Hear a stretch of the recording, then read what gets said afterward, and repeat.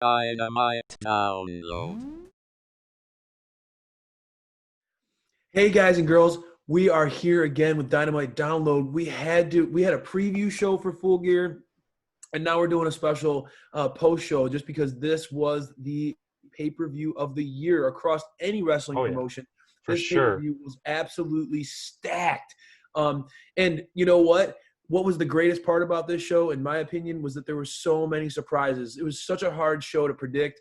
So often wrestling, especially fans as longtime fans, stuff can be predictable. This card was not predictable at all. SPD, go up in there and throw up our predictions on what we thought we would see this evening.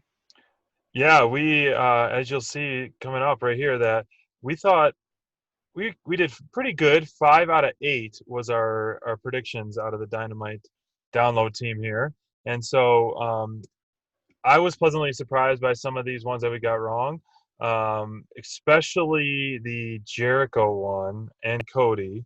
Those are the two ones that stick out the most to me that we got wrong. Pretty interesting ending on those ones, but as any pay-per-view should be, you got to have some twists and turns and some title changes, and this will be interesting leading forward, to the Dynamites ahead of us. Yeah, I think that especially the Derby kind of came out of nowhere, right? And that was quite the star-making moment. There were a lot of people online who were just so excited that they finally pulled the trigger on Derby. He was struggling with some of the build up to the show, but when you beat Cody, it's not just a stepping stone. That is a launching pad. That is something. I mean, that Well put, um, yeah. I was talking online on Twitter, and everybody was just buzzing about this. Cody, he is the bar in TNT in AEW, and for Darby to finally reach that bar and climb over top of that was quite the moment, and one that we didn't see coming. That's for sure. Yeah, that is definitely for sure. Not to jump around, but when we were talking earlier, I was telling how Darby was losing steam, and I think he was getting a little stale. And honestly, I'm happy for him, and I'm glad this is going to be a push for him. I wasn't happy with the result overall. I think Cody should have won.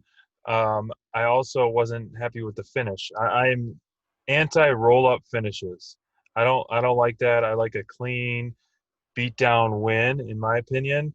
Any cheap roll ups, Orange Cassidy has been getting a lot of those. Now Darby You gets a cheap know, roll up. and not to cut you off, but I think that is something that gets critiqued a lot in wrestling is the roll up finish. Honestly, though, Darby was announced at 170 pounds. Would you be surprised if he was 150? Probably not. And Cody is jacked more than ever now, man. Cody has put on mass. He looks incredible. If you're gonna have a guy like Darby Allin beat Cody, I mean, your options as far as him getting that convincing win over somebody like Cody, especially with Cody being like really at his best right now, he seems to be hitting his prime. For Darby to get that, it makes sense for him to sneak out a victory over him, especially given the history. You got to remember it was Cody the last two times who kind of snuck some cheap kind of quick flash wins over Darby at times in their past. So I feel like this was a good execution. Certainly more than just the pin. I feel like the post match was the most interesting part about this whole segment in the show, Downey. I felt like seeing Brian Cage and Ricky Starks and Team Taz making their impact like they promised us. They did not fall short. That beatdown that they put on Darby was something else. Right. And quite honestly, I felt like that moment where where Cage and Ricky Starks both kind of grabbed that TNT title, that was interesting. They Yeah, kind of I like played. that a lot. I liked that a lot, Yeah. I feel like the post match shenanigans and all that happened with Team Taz. I thought that Cody was kind of starting to lean more towards heel at moments during this week and last week. I feel like he's been starting to lean into that. Him kind of helping. I think we're going to see now it's going to be him and Darby going head to head against Team Taz for a little bit. As I Or predicted. Will Hobbs obviously has been playing a role. So we got to see an answer from Will Hobbs tonight.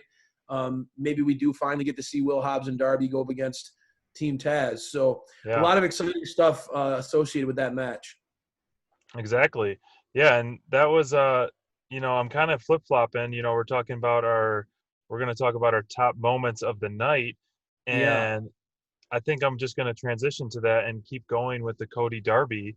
Originally, it wasn't in my top two moments, but the more I'm thinking about it, talking through, I did have it made my top five, but when they announced Cody Rhodes for the first time, and Yeah. so yeah, as you know, WWE dropped the trademark of the Rhodes name, the Cody Rhodes. So that was kind of a nice tribute to that, and It I really thought was. that was a great moment of the show. Mm-hmm. And so that transitioned into the wrestling, and I loved how strong Cody looked against Darby, which honestly it's not that hard to do against Darby because Man, you've been calling sadly, Darby out lately. I want the best for him because we all like him here at Dynamite Download and we all support him, but I think we're all can agree that we're sick of him being a crash test dummy. And it's hard not to be a crash test dummy when you weigh 150 pounds wet. You know, it's tough to be a fighting, compellable, believable champion when you are that small. Granted, not to flip flop across brands, but I kind of felt that way with Finn Balor a little bit, but he proved me wrong. Finn I was Balor gonna looks say like a beast. and not to not to undermine you there, bud, but like we're both growing the quarantine beards, um, and you of all people to talk about a guy's size I, when one of your favorite wrestlers of all time is Daniel Bryan. I think that you got to maybe check yourself a little bit on okay, that, and I think that personally, I understand where you're coming from. Darby's offense is you have to understand, right? right, I think he recognizes that he's small, right? He recognizes that he can't go into a match like Brian Cage or Lance Archer. He can't go into a match even like a Shawn Spears or right, like a Cody. Darby is one of the smaller guys on the roster, on the men's roster. And so for him to have a chance, he almost has to have this reckless mentality. He has to go into a fight saying, God, I have to literally throw myself at this guy to beat him. I have no other chance, right? right, Can you imagine like literally going into a match where a guy has 100 pounds on you? There's a right, reason why in MMA and in boxing there are weight classes. Darby doesn't have that luxury in professional wrestling. So, for him, he right, almost has to be reckless and he almost has to embrace his, his sort of agnostic worldview where really he's looking at life and saying, I'm gonna survive, or I'm gonna kind of be a star, or I'm gonna burn out trying. Right? right, He's not gonna just kind of do a slow play. He's gonna literally throw himself at his dreams and hope that he can get them. And for that, I mean, you got to give, and that's why that's why he was such a compelling story, and that's why so many people literally, I mean, this card was stacked, and just taking like being engaged on social media with you fans and stuff. I mean, the buzz is totally about Darby right now. I mean, right, this is his night, and that's on a night where we got to see some really big moments happen, right? right. So I think that says something too about the AEW fan base wanting a homegrown star to get his chance, and I think that's what we're gonna get with Darby. So I have to I have It's to disagree with you on that. yeah, So, man, I mean, honestly, when we were talking about all the different types of matches that happened tonight, there was hardcore, like we talked about.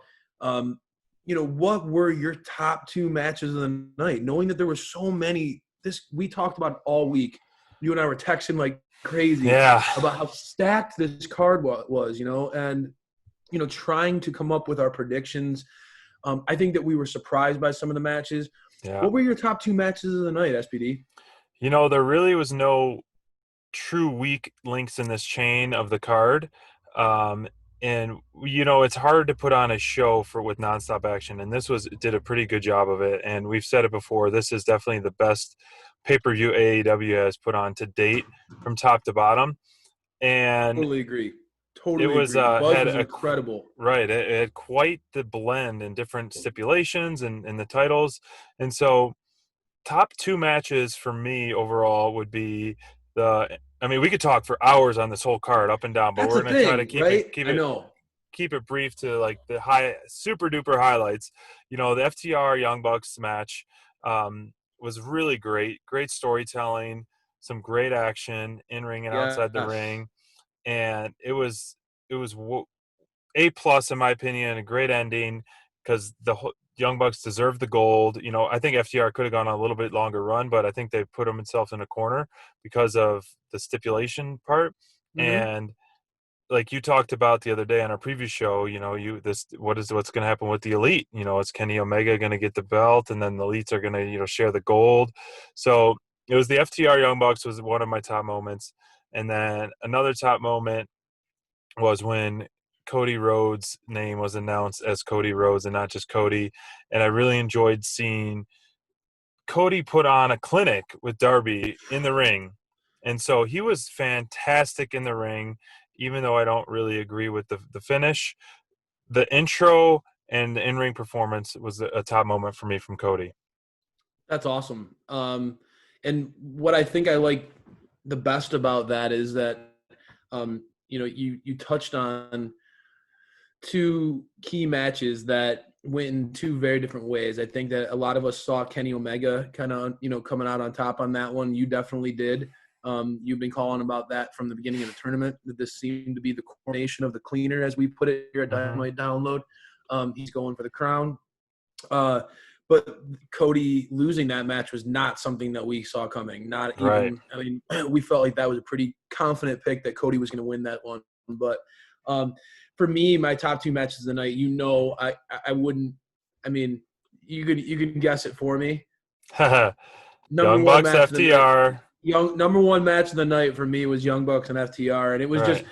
I mean, I know that there was some legitimate injuries that happened in that match, but the Right. storytelling was just absolutely incredible. I loved how like Dax ripped the boot off of of Matt, Yeah. and just how they were just desperately beaten down on that injured ankle. Honestly, it felt like a fight. We got to see some blood. Dax getting hurt during that matchup, his hand getting ripped open. Yep. Um, and the thing that I love about this matchup, this is just the styles that these two bring to the ring. A lot of times I feel like when you put two similar style wrestlers in there, you're going to be guaranteed to get a show that is going to work from a visual or like a movement standpoint. Right. But from a pure storytelling standpoint, beyond just the physical match itself, these two teams being so different in styles, different in approaches, it can't, but still dedicated and loving the craft of like tag team wrestling. That's what made it great. It was Right. truly one of those matches where it was a grind them out physical team versus a team that is maybe a little bit more known for their high spots, a little more chain wrestling, stuff like that. And just seeing those two teams blend together, and there are different approaches to the business. I loved it. Right. And I love the post match stuff too. I'll get into that, but I felt like the post match stuff was the most intriguing of the night for me. And then Yeah. honestly, the other match of the night was Kenny Omega versus Hangman Page. That they started out this pay-per-view with a bang. For anybody who didn't watch the pre-show, Serena Deeb defended her women's NWA Women's Championship, and then Thunder Rosa came back, which was just freaking awesome. So they started off with that, and then bam, right out the gates, you get to see Kenny Omega and Adam Hangman Page in a number one Oof. contenders match. I mean, I could not think of a better way to start a pay-per-view. Yeah. The buzz was insane with that introduction. Love And it. those two guys, and they set the bar. I mean, they set the bar so high that when they first started the pay-per-view tonight, Mm-hmm. the physicality that those two guys had, those chops that they were laying into each other.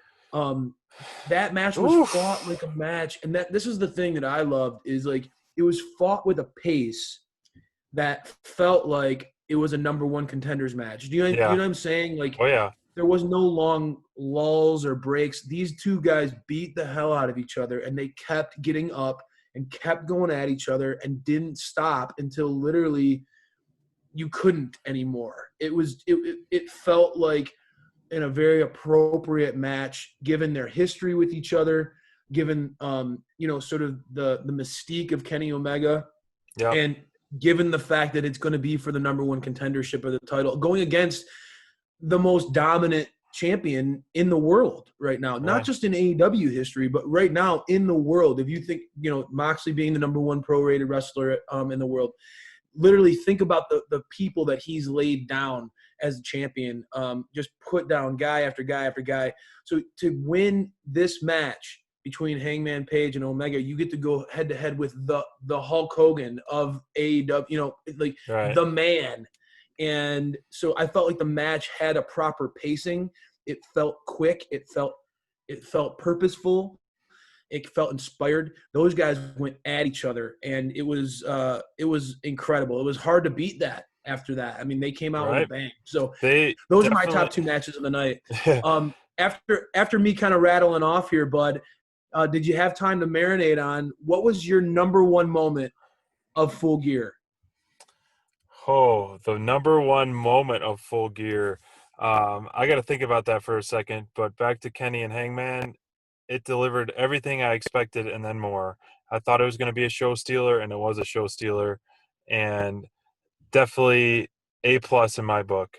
Yeah, and I mean, I know like you are a Kenny fan. You Yeah. have to be on cloud nine right now with the way that the AEW looks like they're going headed into 2021. Yeah, I think so. My top moment of the night that I think would be the Young Bucks winning the titles. Honestly, I think that is my top moment of the night. They aren't my top performer of the night, but that is my top moment of the night. That's awesome. That's How about you? awesome.